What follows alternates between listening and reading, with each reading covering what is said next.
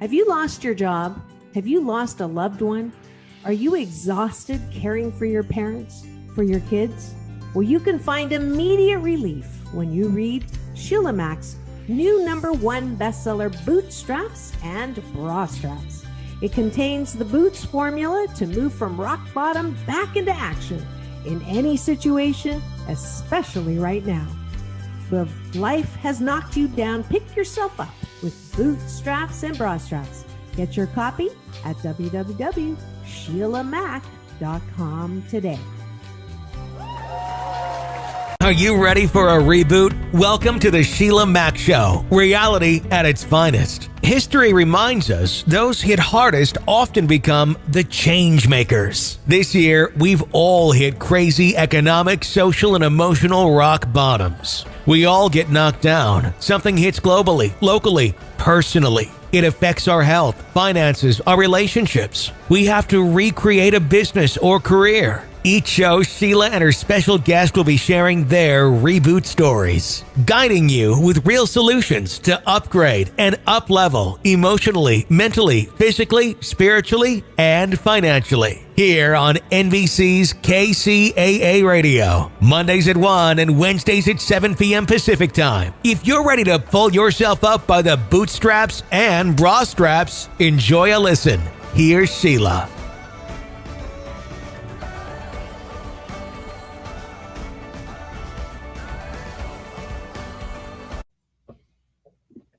Welcome to the Sheila Mack Show, reality at its finest. Here we have real people sharing real stories and actionable steps to help you reinvent, rebuild, and reboot your life on your terms. I'm your host, Sheila Mack, and today we have special guest Tulio Saragusa. He is an expert-level certified life coach, a pioneer of disruptive technologies, an emotional intelligence thought leader, futurist speaker, and author. For the past 30 years, Tulio has built world-class leadership teams and technology companies and startups. He currently serves as Chief Strategy Officer at Nearsoft, co-produces and hosts Dojo Live, and he also hosts Rant and Grow, an entertaining and heart-centered reality podcast where each episode explores people's personal blockages and how to powerfully move forward with careers, relationships, and self-realization by developing healthy habits. He's also the founding member of Radical Purpose, a social justice movement. Tulio is a strong supporter of human dignity in all aspects of life, including freedom in the workplace. All right, welcome to the show, Tulio.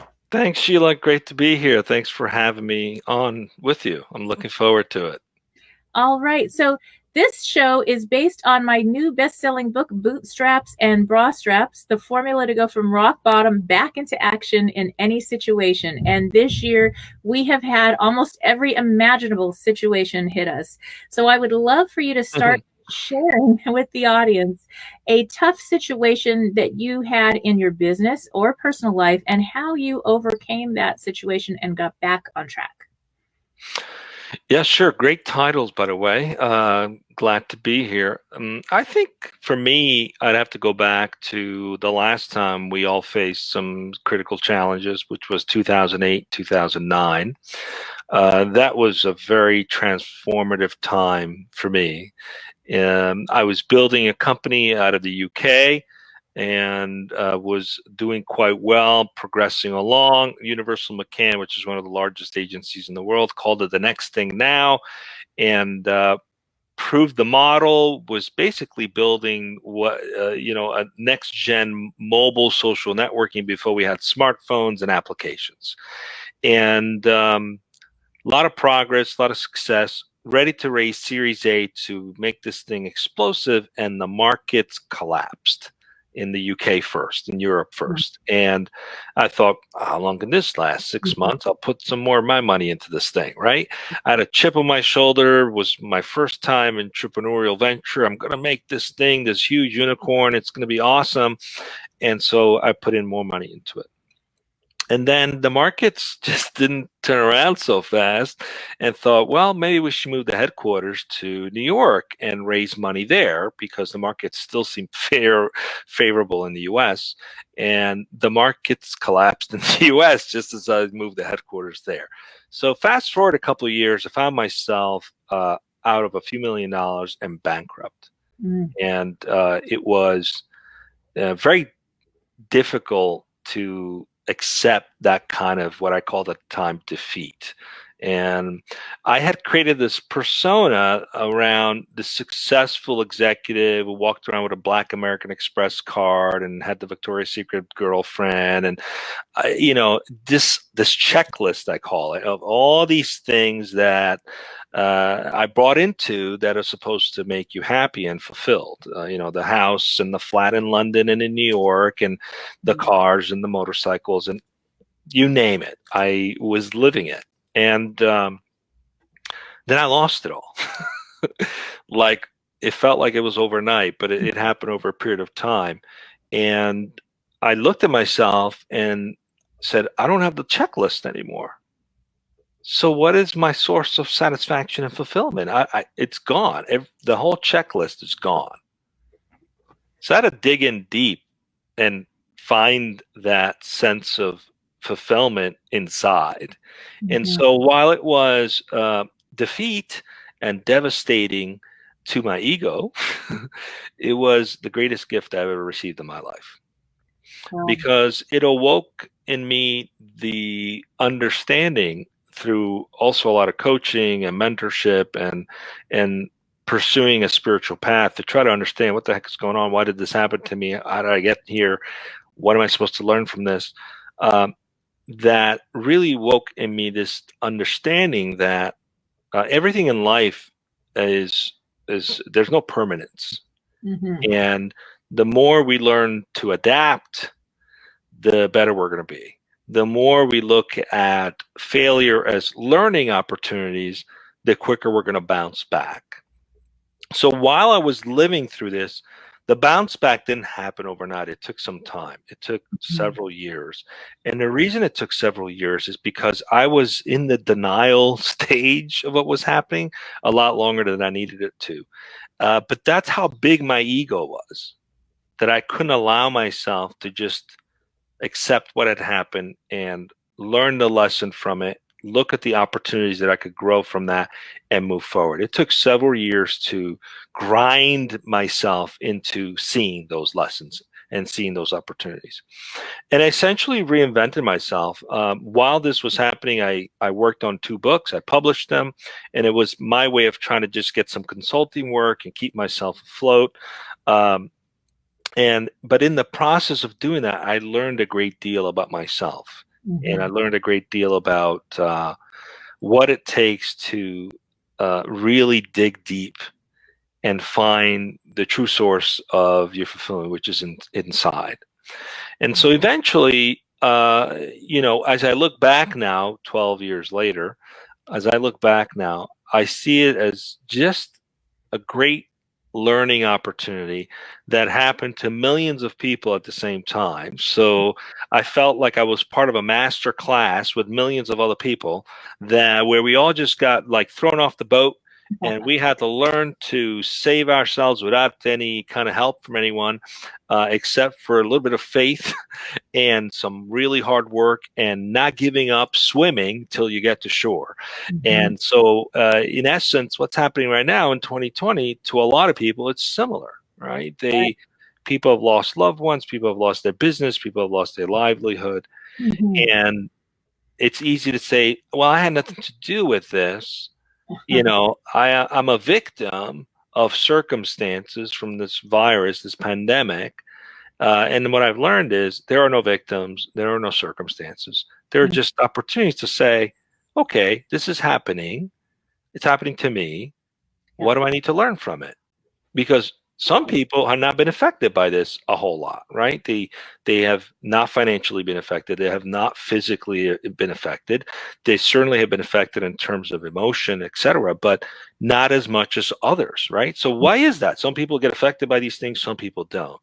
And for those who get affected, you have to ask yourself, just as I did, Why is this happening to me so I can grow? Mm-hmm. What's the lesson for me from this that I can take and transform and become a better person? And sometimes the lesson come in really like what I call 2x4s right between your eyes. You get a little nudges from the universe. It's like, hello, you're driving a little too fast. I'm going to get you pulled over and get you a warning by the cop. Then you're driving a little too fast. I'm going to get you pulled over and you're going to get a ticket. Uh-huh. And the ticket's going to be expensive. Plus, you're going to get so many points on your insurance that you're going to have to pay for high insurance for 3 years. Those are still nudges. Mm-hmm. And then, you're not paying attention. You're still driving fast. Next thing you know, you crash and you break your back and you're in the hospital for 6 months. And you're like, oh my gosh, I had an accident. Was it really an accident? Didn't you see the nudges that happened in the 2 years prior that were warning you to slow down? So we always get nudges, but we're not always tuned into them. So what happened to me is in 2008, 2009, I looked back at the nudges and I'm like, they were there. I just didn't pay attention because I was cocky and I had a big chip on my shoulder. And so the universe has a way of like bringing you on your knees and showing you how to pay attention to the nudges so that you don't get hit by a 2x4 between the eyes. So for those who are going through the 2x4 right now, it's a gift. You might hate me for saying that just the same way I hate it when my own mentors and teachers are saying this is a gift. I'm like, screw you. This is not a gift. This is terrible. It's a gift. It's a gift of awakening, something that you need to awaken in yourself to become a better person, a better human being, a better business person, a better father, mother, a better brother, sister, better husband, better wife, better person. So everything has a silver lining if you know to look for it. Yes, so true. And I think if 2008 was our master's degree, now we're getting our PhD. Yes. Yeah. That's for sure.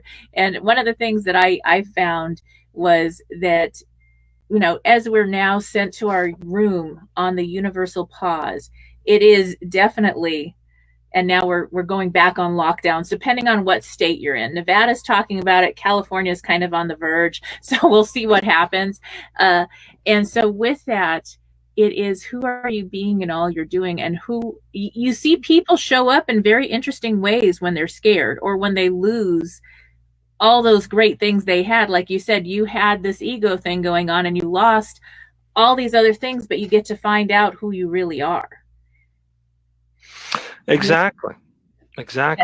And you have to be open to it. And even in my upcoming book, I talk about this in one of the chapters, that going through a downfall, going through a disastrous awakening is a gift.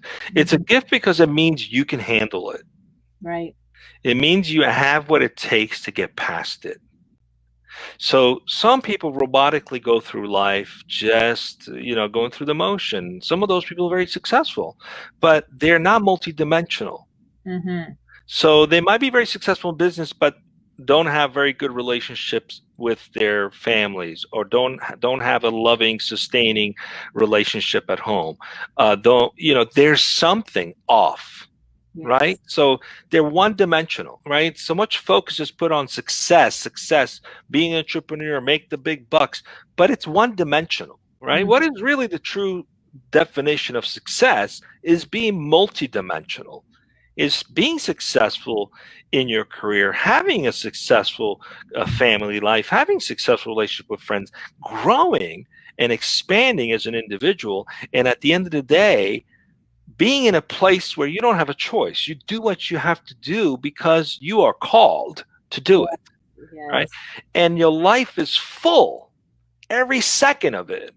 It's busy, but you're fulfilling a purpose of being who you're meant to be in a very multidimensional way. So it's important to look at, when you're going through difficulty, ask yourself, have I been living a singly dimensional life? This thing that's happening, okay, I lost my company. It's hurting so bad. Is that the most important thing? Is that the only thing that's important in my life? Why does it hurt so much? Mm-hmm. Right? Did I put too much energy on this one thing where I have nothing else to, fill my vessel with, my cup. I Yeah. fill my cup with just one thing, right? Mhm. So everything is an opportunity to awaken this idea of becoming multidimensional. So I always encourage, ask yourself, am I a multidimensional person? Or am I am I just focused on one thing? And when that thing goes away, it feels really bad. I have no anger, I have nothing else to draw from. Yeah. So it's about finding a balance. And what's interesting is people's like, oh, finding a balance means you're not really ever going to be successful in anything. You're just going to have balance and good enough, right? But that's not how it works. Actually, what ends up happening is when you do that, you gain more, right? Because the universe prefers people that have balance, and you sustain growth and you maintain it, right? You get to keep what you're building because you have that balance versus a lot of the roller coaster up and down that a lot of people go through when they're singly focused, right? Well, I had this business and didn't go down, up and down, up and down, up and down. Well, look at the other aspects of your life. Are you balanced? Are you investing in your relationships? Are you growing as a person? Are you looking at ways to become more self-aware? Everything is an opportunity, and that is how you truly become rich, is to create an environment where everything is an opportunity for growth. And what I've discovered, the more I do that, the more I draw success into my work. The more balance I have at home, the more balance I have at work. The relationships I have with my family is a proxy for the relationship I'm going to have with the market. Yes. I don't separate these two lives, as many people's like, I have my work life and my personal life. I don't think there's any distinction, because the energy you put into one flows over to the other. Exactly right. In yoga, they say what happens on the mat, it happens everywhere, how you show up on that mat. And it's that same thing, where how you show up at home, how you show up. If you're having trouble in a relationship, that is going to mess up your business faster than anything else, and vice versa. And so these things, the balance makes all the difference. And then what I found is personal responsibility. When you take ownership of the situation. Yes, it was out of our control. COVID, that was out of our control. My house burned down in 2017, and so did a whole bunch of other people's in California and Ventura. And that was not in my control, but how I reacted and how I got back on track was 100% in my control. So as soon as I owned it, everything started showing up. I mean, within a month, I was offered a job in Beverly Hills and moved over to Beverly Hills a month and a half later. And I never even imagined I'd be living there as my main residence. And so it was like the universe had a bigger gift, like you were speaking of the gifts, a bigger gift than even I imagined for myself. But it also brought me in line with more of sharing my talents and truths and living in my essence instead of doing what I'm supposed to do. And I think there's a difference between other people's version of success and success in living your truth, because that's when I think you have the most balance. And that doesn't mean you have to be in the industry that is your main focus. It's just, who are you being in everything that you're doing and how you're showing up. You can make whatever you're doing part of who you are. And so true. And here's the thing. One of the things that I had to come to grip with is, who am I? What do I stand for? Yeah. And can I live who I am in anything that I do, right? So if you're attached to your identity that's based on some idea or business, or you have to be an entrepreneur, you have to own your own business, and you're not in that situation, you're going to be unhappy, because you're not fulfilling your purpose, because your purpose is tied to a specific outcome. Versus, you come to grip with who you are. Okay, so I'm by nature a teacher. I love helping people grow. Yes. I help myself grow through helping other people grow, which is why I pursued becoming a life coach, which is why I've ran men's circles, which is why I'm in sales and marketing. It's an opportunity. Everything is a canvas to share, to give, to teach, to help, right? So I get to practice that no matter what I'm doing, whether I own a business or work for somebody, it doesn't matter. I can find fulfillment in my purpose, which is to be someone who empowers other people to grow, I love that. right? So it doesn't matter what I do. I get to do that no matter what I do. I yes. can be fulfilled in no matter what I do. So when you shift the consciousness from being attached to a specific external outcome versus being attached to who you genuinely are, the energy you want to put out, what you want to fulfill for yourself as a person, as an individual, then you can fulfill that anywhere because you learn to fulfill it anywhere. And to do that, and you said something interesting earlier, recognizing the gifts, right? To do that, you have to get to a place to love yourself enough to know that you are deserving of the gifts, right?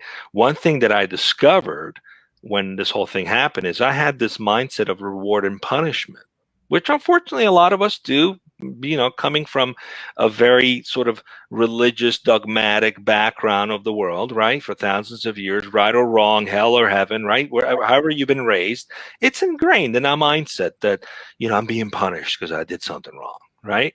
So there's no reward coming out of the chaos because it's a punishment in your mind, right? So I had to change my relationship to recognize, no, this is happening for my benefit. This is not just a nudge. This is a push. This is a 2x4 between my eyes to wake me up, right? So to wake me up to the gift that's waiting right around the corner from this, because I didn't have the courage to do it on my own when I got the nudges. So now I've been pushed into it. And like you said, the sooner you accept that, instantly, the right thing comes around and you don't have to suffer for months on end or years on end because you have accepted the gift that's there for you.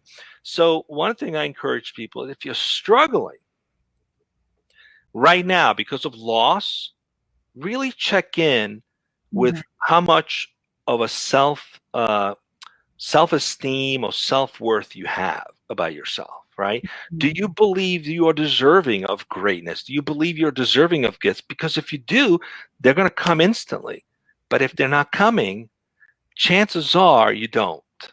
You don't believe you're deserving. And that's a bigger issue. That's a belief system that is tripped up that you need to change, right? Which is why neuroscience and mantras work really well to change that belief that says, I am deserving, I will manifest X by such and such date, so that you can reprogram the thinking. And I did a lot of that, Sheila.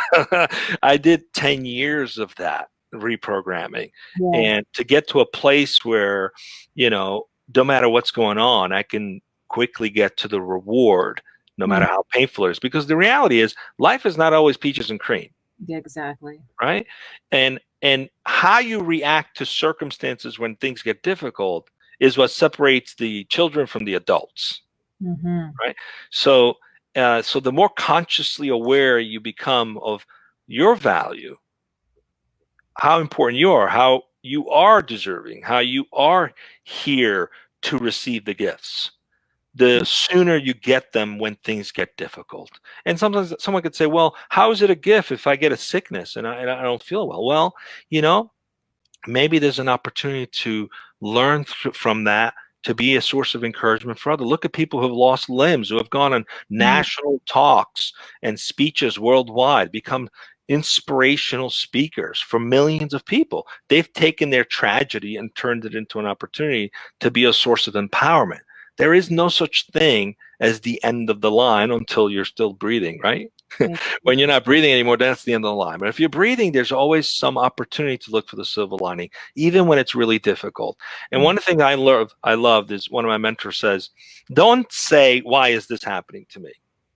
Say, I get to overcome this, right? That's Stephen Meltzer. He says, I get to overcome this. I get to means it's an opportunity. So it's a context shift. It's a mindset that no matter what you're facing, you're getting to face it because number one, you can. Number two, you have the gift to get past it. And number three, something better is around the corner the minute you acknowledge that it is an opportunity. Yes, so true.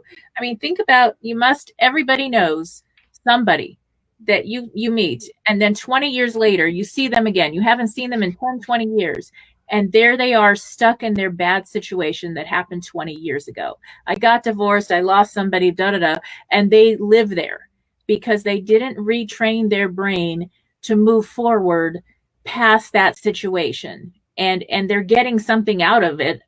People feel sorry for them, whatever it is, I don't know, but they're stuck. They really haven't grown or changed since that particular event. And there's other people that have used a lot of work. They've had to, maybe they needed to get therapy, and that is okay. They asked for help when they needed it. They worked on mantras. They did a lot of personal development study, and they're able to get past that. And like you said, and then here they are, maybe they lost a limb, something terrible happened, and they're able to share with others and help people who also are going through tough situations to get back on track. So it's kind of a personal choice, even when we feel like it's not a personal choice. It really is. I always say, ask yourself, what's the paycheck? Mm-hmm, mm-hmm. What's the paycheck for staying in the environment and situation you're currently in? Because there is a paycheck, right? To stay in a victim consciousness, to stay in the I'm stuck, oy vey me, there's a paycheck in there. And the paycheck for the most part is always, I don't get to take any responsibility for myself because I blame everybody else. Mm-hmm. I don't have to be accountable for anything. I don't have to be responsible for anything because I get to blame everybody else. I'm here because of that happened. I'm here because of COVID. I'm here because of my mother or my dad or my ex-wife. I'm in this situation because somebody else caused it. Mm-hmm. I'm a victim. Yes. And the paycheck is I never have to take any responsibility. I don't have to look in the mirror and say, you know what? You are here because of you. Mm-hmm. Mm-hmm. Which also means you can get out of here because of you. And that's the moment you open yourself up to say, I may not have all the tools to do this on my own. I need to ask for help. Mm-hmm. And asking for help. I think we have a moment of internet situation here going on. Asking for help when you need it is so very important. It really is. It makes all the difference. And that is something that is so important to remember. I think he's frozen, and I'm not sure if he's coming back or not, but this is really a wonderful conversation. So I'm going to see if we can get back in here. Okay. Oh, you're back. We're back. You were kind of talking. I wasn't sure if it was me or what was going on. I don't know. They just fixed our internet, so it may be me. All right. Good. We're back. Sure. Yes, but that's exactly the exact thing that you just keep going. So yeah, I kept going. Well, and that's the thing. So I was saying that the gift of asking for help is twofold. One, you open yourself up to receive the gifts. And two, you also give a gift to someone else who gets to help you. Yes. Because helping someone is a gift because you get to give something to that person. There's a pleasure, there's an innate fulfillment in helping someone else, right? So in that moment of asking for help, you open yourself up, but you also give, right? Because people who are stuck don't often give. They're constantly in this mind of like, why is this happening to me? You know, they're so worried about receiving, they can't get themselves out of it because part of getting out of it is learning to go out and give again, right? One of my mentors was like, oh, you lost everything? Go volunteer your time. Give to charity. I'm like, I got nothing to give. That's exactly why you need to go do it. It made no sense to me. Like, what do you mean? I don't have anything to give to charity. Go and volunteer your time. Give your time. Yeah. Get yourself out of your own head.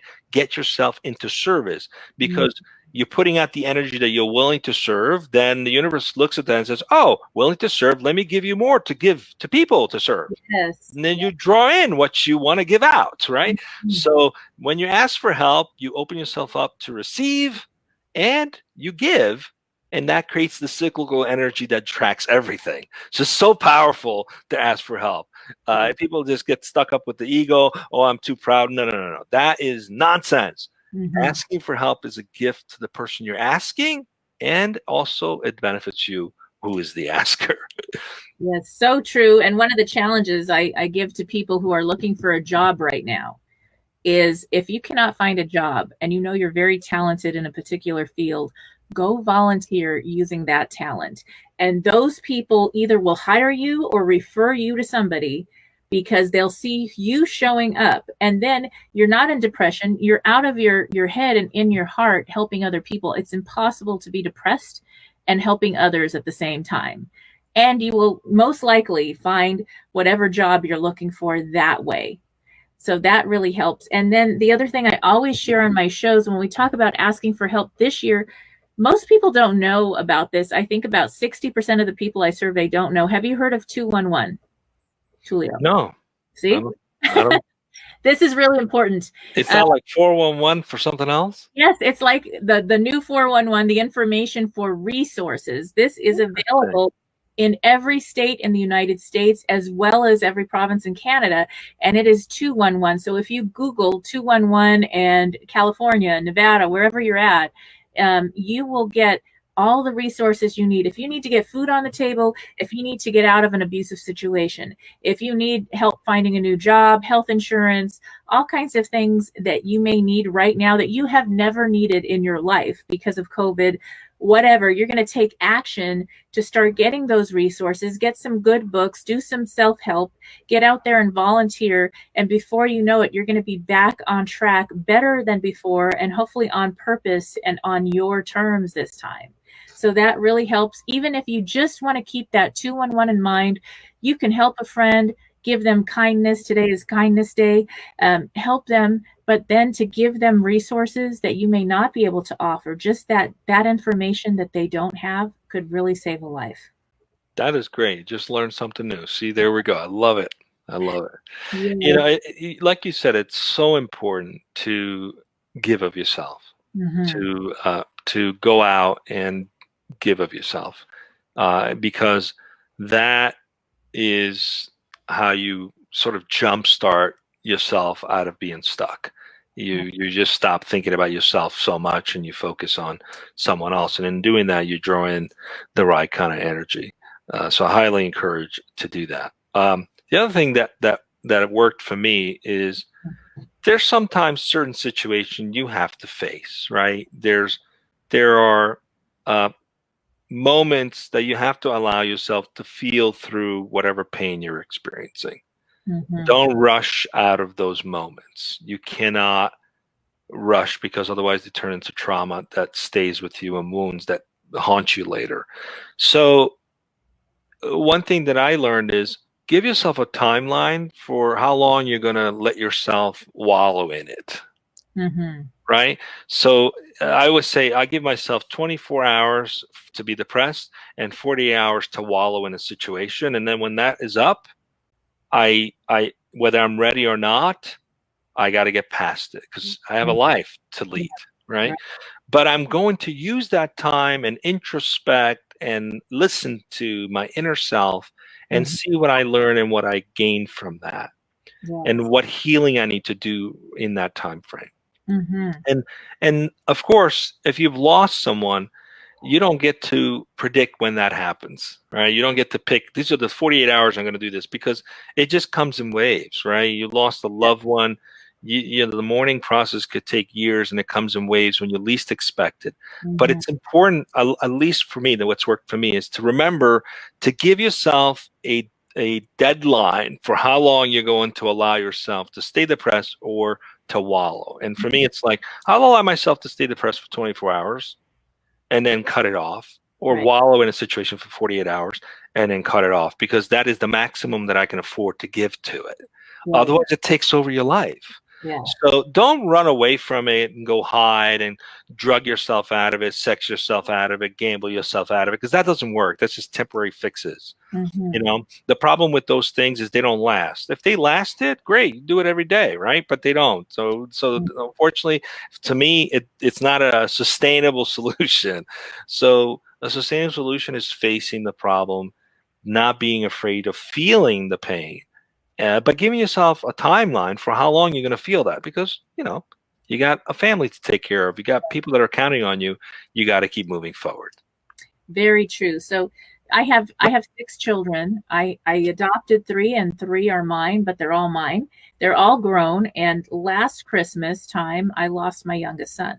He passed away. He had Wolff-Parkinson-White syndrome, which is a heart condition, since 5th grade. They did ablation on the heart, and they said, oh, he could live forever, long, basic, regular life, or you don't know. We don't know. It's one of those kind of diseases that happens. And he slept at grandma's and didn't wake up. And we took time off. I had my kids back home. We spent a few months. I put my book on hold. So, until I got everybody kind of situated, my kids were super close. They were the best of friends. We have a good family. And so it was hard on everybody else. And as the mom, I had to show my kids, yes, honor your feelings. We have a punching bag. We're going to grief therapy. We're going to do all the things we need to do. But then I had to keep going for everybody else too. So I had to have that balance. If you're going through something really tough like that, that doesn't mean that things are not going to still show up for you. You have a time frame. We did give it, I ended up having my book out. It was supposed to go out in January. It came out in August. It still hit bestseller. So it's fine. It didn't change anything, but I needed the healing time. I needed to make sure all the kids were healed and moved. Some of them moved, and different things happened between the COVID and schools closing and losing a loved one. And so it's one of those things where you prioritize and how you share about it and talk about it. I tell my kids now, we may be triggered again for Christmas. I mean, I won't be surprised. And I said, if you need me to get back with the grief therapy and you need me to pay for that, fine. If you need, if you need to wake me up at 3 a.m. because you're having a tough night, that's what I'm here for. And so that's something that we've done as a family to get through that. And I do talk about it. I have the first chapter of my book gets into how to get back on track after going through the loss of a loved one. So it's really a tough. Wow. Yeah. Wow. You can get past that. You can get past anything. I'm listening to you, and I'm completely in awe. That's like an Achilles heel for me. I don't know. I've often asked myself, I don't know if I could recover from that kind of thing, right? I just, my kids are everything to me. So first of all, sorry for your loss. May his memory be a blessing to you. But gosh, I mean, whoever's got to go through that, you're probably the person to go talk to get the support needed to got to get yourself back on track. So completely in awe of that with you. That's amazing. That's amazing. And we do have a support group for that. We have a free support group for people that have lost a child that I run, and with another group of other ladies. So we kind of take turns on who runs that group. And it's something that we've had a lot of losses this year in many different ways. People are going through a grieving process. And so asking for help when you need it is going to help you get back on track, and it's going to help your family get back on track even faster. Yeah. And, part of waking up is also learning to be genuine and authentic. And sometimes you got to be okay with not being okay. Yes. And communicating that with your loved ones, and they look at you, it's like, what's going on? I'm not okay right now. Why? I don't even know. I'm just processing stuff. I'll let you know in 24 hours or in 48 hours what's going on. But you got to be okay with that, right? We live in a time when there's this big push for this constant positive, that people start to adopt this fake positivity, like fake it till you make. You can't fake that and make that. Doesn't work, right? You have to just be okay with, gosh, this really hurts. I'm not okay right now, and face that and go through the feelings courageously, because there's some gift in there too. The sages say that a light comes out of darkness, which means which means when we get to experience difficulties, we are being polished. And diamonds come out of friction, pearls come out of friction, and better human beings, happier, more fulfilled lives come out of friction. It is built in. Yeah. Anyone who's been successful in their lives has had the most dramatic downfalls ever in their history. Every single person you talk to, at least every single one I've spoken to, has had that moment happen to them. And it's almost like it's a rite of passage, if you will, to come out of this mindset of what you think life is supposed to be like, this aspirational idea that you've bought into, to coming to this place of being real. It's like, you know what? This is it, right? I choose to what is real. I choose to accept my truth and live it. I don't have to live up to some other aspirational truth that someone else decided that they couldn't fulfill themselves either. So it's a hoax, right? And we've had that passed down from, religious leaders and parents, and, all in good intention, right? But it's like, stop trying to live up to a standard that's not even possible, right? It's a aspiration. And I don't subscribe to aspirational truth. I'm like, just be real. This is what it is. This is it. Oh my goodness, you're not a very patient person. Yep, I'm not very patient. Which means I can accept you for not being a patient person too, because I accept that about myself. Oh, you get easily triggered if there's weird noises going on. Yep, I get triggered by noises, especially when I'm trying to concentrate, which means I can respect when you get triggered by something else too, right? So by accepting my flaws, if you want to call them flaws, I get to accept yours. Yes. Accepting my wonder and my gifts, I get to accept and see yours. And I always have this mantra. It's like, you can't give what you don't have. Mm-hmm. Nice. Right? So if you find, and then this is what's been going on a lot this year. We have very polarizing views of the world. You have like the left, the right, pointing fingers at each other. And unfortunately, what's happening is we are distracting ourselves from what really matters, which is to do the work to improve ourselves. Right. If I'm busy blaming you, I have 3 fingers pointing back at me. Yes. Right? 3 fingers pointing back at me, not looking at me. I'm not making any progress. I'm not growing because I'm too busy blaming you for the problems in the world. So in actuality, this whole thing that's been going on is the worst thing that could have happened to us as a human species, because we have stopped growing. We've stopped looking at ourselves in the mirror and saying, how did I contribute to manifesting this? Yes. How is this a butterfly effect of my consciousness? Mm-hmm. Where do I have racism inside of myself that manifests itself in a greater scale? Asking those questions to ourselves instead of pointing and saying, they're like that, he's like that, she's like that. No, they are a mirror of parts of me. Mm-hmm. We are collectively in this together. And the minute we start to look back in the mirror and saying, what do I need to change? What do I need to grow? How can I be better? How can I be better and accept differences and accept myself? Where am I at violence with myself, right? Someone who's like perhaps gay and lives in the closet, that's a violent with yourself. Yes. You're not living in truth. So that violence you have with yourself, having to hide and do all these things, manifests itself in violence in the world. Yes, your own behavior, you not accepting yourself fully as something like that, you actually manifest negative energy in the world. So we owe the world to be authentic, to be genuine, to be our truth. Right, definitely. And then life is easier.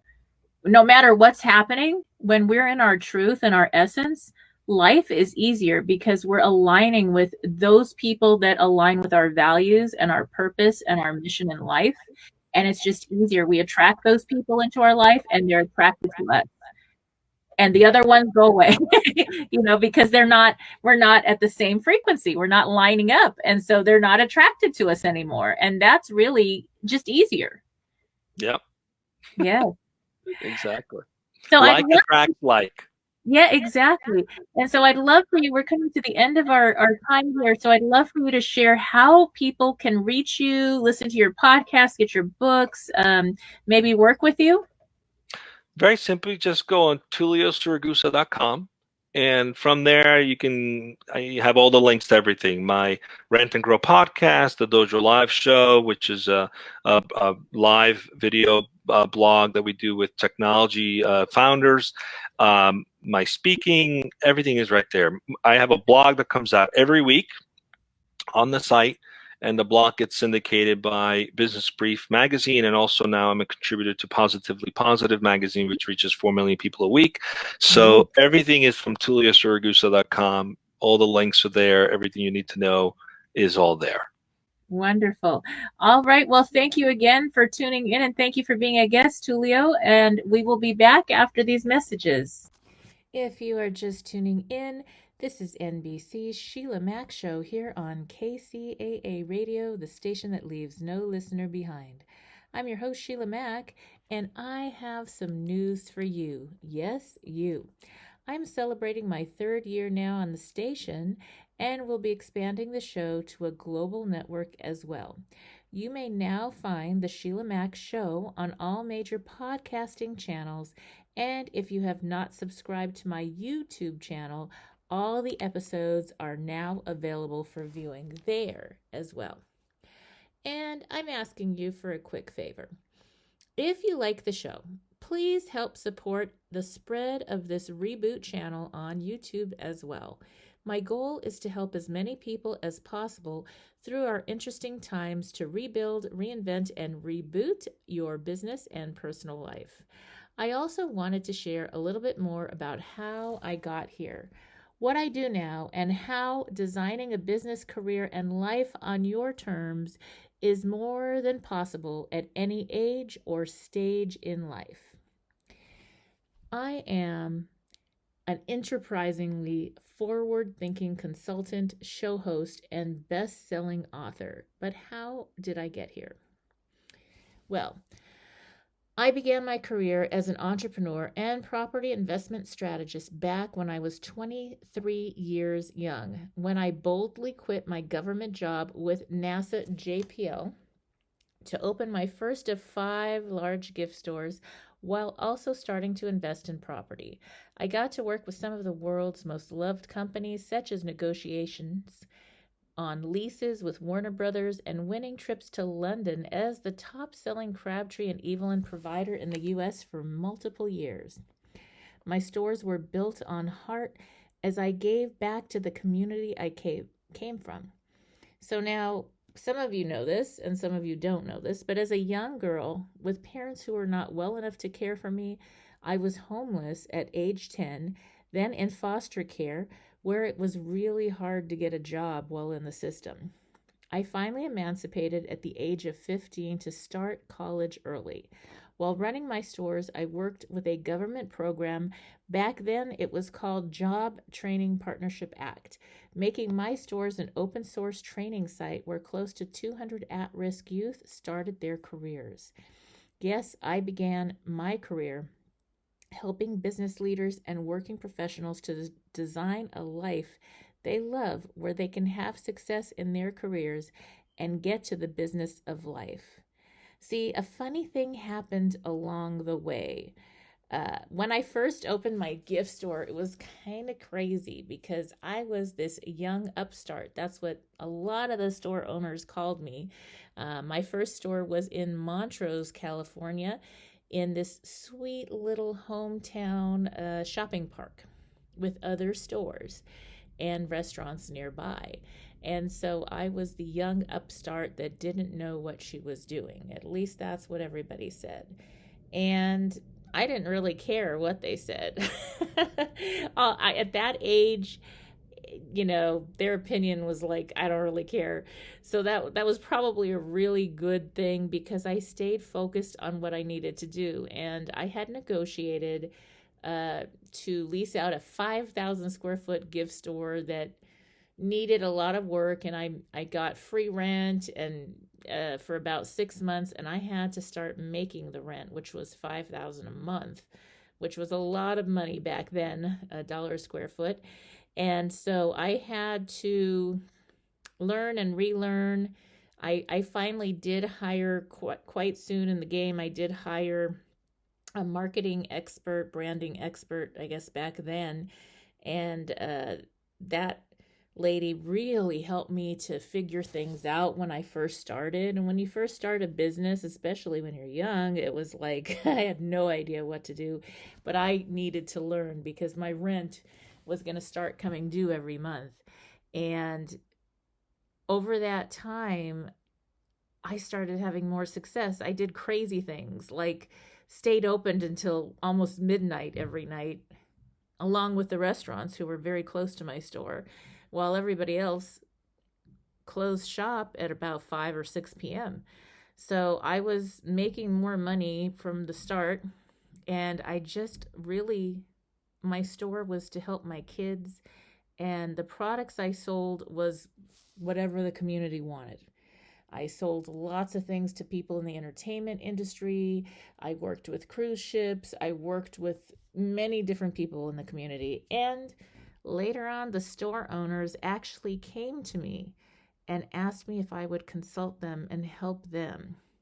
I actually started buying my other buildings because I didn't like the idea of paying rent for years and years and years and not building equity. So I did get my real estate license through that and invested and bought my other 4 store buildings. And lots of the other store owners worked with me, paid me to consult and help them do what I was doing. And I didn't really even know it was called consulting. I just knew how to figure it out, I guess. And so that's how I started my career. And now, I raised 6 children, all that, and now they're grown. And so I get to come to work every day and do what I naturally do best as an enterprising and forward-thinking business leader. Through my show, courses, and live events, I guide entrepreneurs and working professionals like you through the profitable steps of building a business, creation to expansion, marketing from planning to implementation, wealth preservation through strategic planning and, yes, real estate investing, and lifestyle design so that you can earn more while getting back to the business of living your best life. So I do invite you to tune in here to KCAA Radio, and also I would really appreciate it if you went to my YouTube channel, Sheila Mac Show, and gave a subscribe and a listen to some of your favorite shows. And I do have some other exciting things, including a free gift to thank you.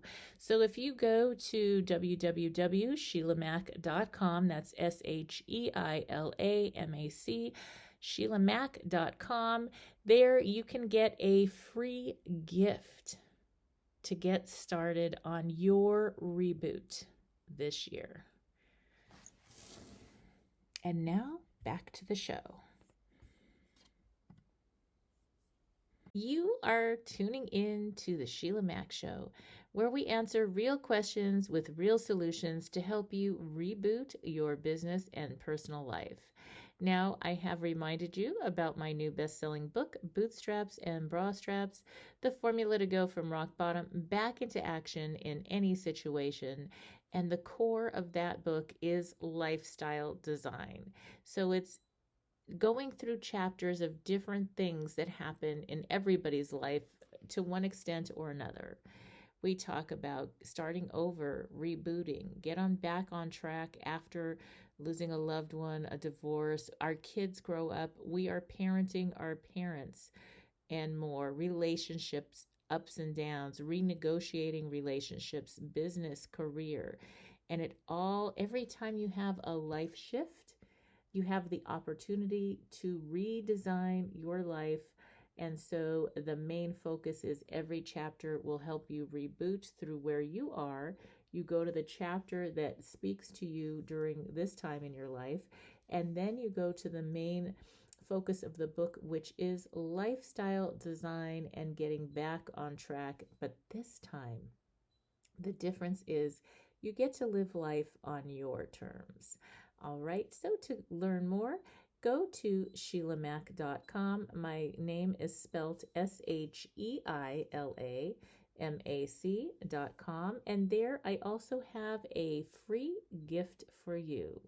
Looking forward to seeing you there. And as always, I wish you life, love, laughter, and light.